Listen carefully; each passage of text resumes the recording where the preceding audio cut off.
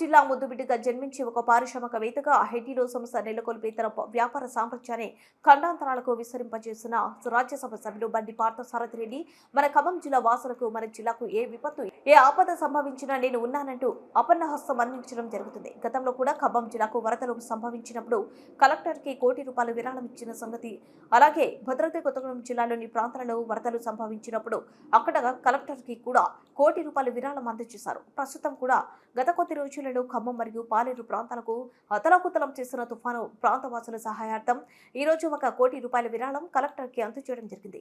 వరద బాధితుల సహాయార్థం ఖమ్మం జిల్లా కలెక్టర్కి ₹1,00,00,000 చెక్కును అందజేశారు.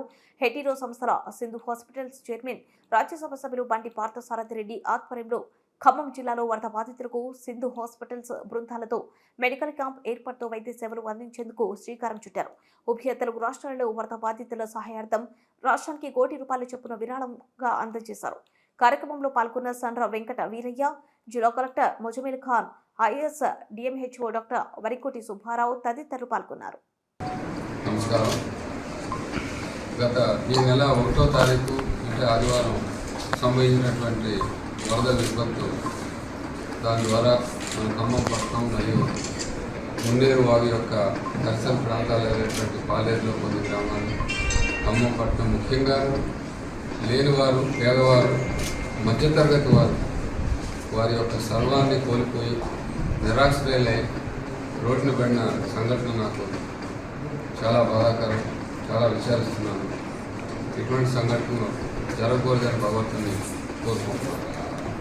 ఖమ్మం వాసిగా ఈ ఖమ్మం పట్టణంలో నేను చదువుకొని ఈ రకంగా పారిశ్రామికవేత్తగా ఎదగడానికి కారణమైనటువంటి ఈ జిల్లా, ముఖ్యంగా ఈ పట్టణంలో ఈ విపత్తు జరిగిన సందర్భంగా వారికి నా వంతుగా మా సంస్థల తరఫు నుంచి ఎన్నో సంవత్సరాల నుంచి చేయుతుగా కొంత ఆర్థిక సహాయం చేయాలనే ఉద్దేశంతో ఈరోజు మన ఖమ్మం కలెక్టర్ గారికి ₹1,00,00,000 వారికి విరాళాన్ని ఇవ్వడానికి వచ్చారు. ఇప్పుడే ఈ సంవత్సరంలో వారికి అందజేయడం జరిగింది.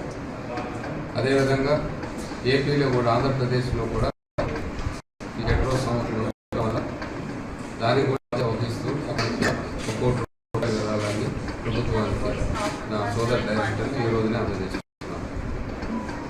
అయితే దీంతో పాటుగా ఈ వరదలు వచ్చినప్పుడు ముఖ్యంగా మొట్టమొదట 3-4 రోజుల తర్వాత ఎక్కువ ఈ జబ్బులు రావడానికి అవకాశాలు ఎక్కువ ఉన్నాయి. ఆ దృష్టితోటి నేను సేవా దృక్పథంతో నాన్ ప్రాఫిటబుల్గా, చారిటబుల్గా ప్రపంచంలోనే అత్యున్నతమైనటువంటి ప్రమాణాలతోటి అల్ట్రా మోడర్న్ ఎక్విప్మెంట్ తోటి ఇండియాలో నిర్మించినటువంటి దాదాపు 1,400 బెడెడ్ హాస్పిటల్, మొట్టమొదటి ఫేజ్ 600 బెడెడ్ హాస్పిటల్ ఈ రోజులోనే పూర్తవటం.